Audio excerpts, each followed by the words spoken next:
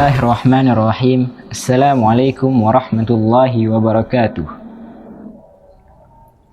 Alhamdulillahilladzi an'amana bi ni'matil imani wal islam wa nusallim wa nusalli ala khairil anam Muhammad wa ala alihi wa sahbihi ajma'in, amma ba'du. Pemirsa Cahaya Ramadan yang dirahmati oleh Allah Subhanahu wa taala.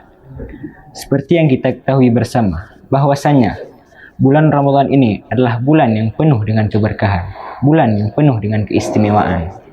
Salah satu keistimewaannya adalah Allah langsung yang akan memberikan pahala bagi siapa yang berpuasa di bulan Ramadan. Dan Allah akan melipat gandakan seluruh amalan perbuatan umat muslim yang ada di dunia ini.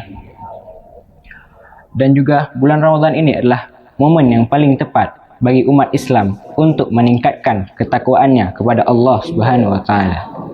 Allah Subhanahu wa taala telah berfirman dalam Al-Qur'an surah Al-Baqarah ayat 183 yang berbunyi, Bismillahirrahmanirrahim. Ya ayyuhalladzina amanu, wahai orang-orang yang beriman, kutiba alaikumus syiyam, diwajibkan atas kamu berpuasa, kama kutiba alal ladzina min qablikum, seperti yang telah kami wajibkan kepada orang-orang sebelum kamu, la'allakum tattaqun, agar kalian bertakwa.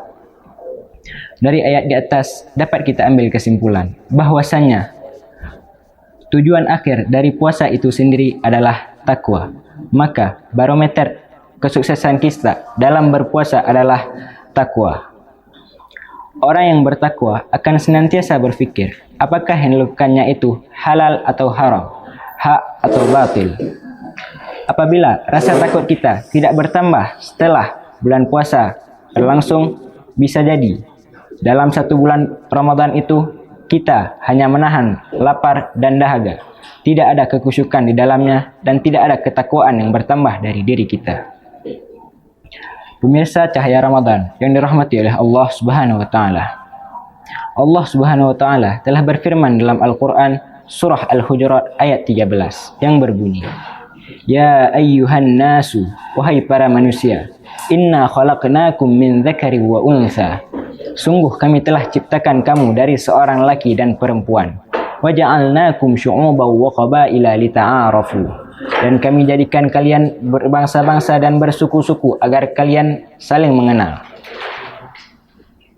Inna akramakum indallahi atqakum, sungguh orang yang paling mulia di antara kalian di sisi Allah ialah orang-orang yang bertakwa. Innallaha alimun khabir, sungguh Allah maha mengetahui, maha teliti.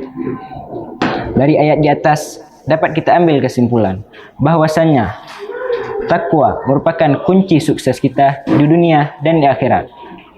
Meski orang tersebut kaya, tampan ataupun cantik, akan tetap kalah dengan orang-orang yang bertakwa.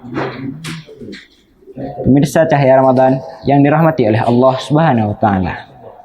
Ada banyak definisi takwa yang dijelaskan oleh ulama.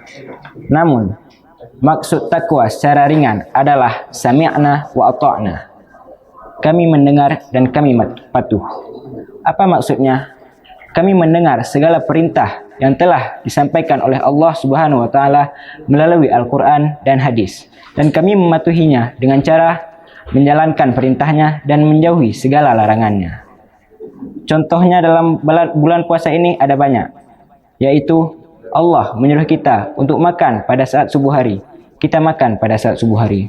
Allah menyuruh kita untuk berhenti makan karena sudah azan subuh, kita berhenti makan karena sudah azan subuh. Allah menyuruh kita untuk berbuka puasa karena azan maghrib sudah berkumandang, kita berbuka puasa walaupun kita masih kuat, walaupun kita masih sanggup.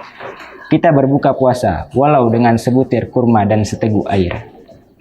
Allah menyuruh kita untuk pergi salat tarawih berjamaah di masjid.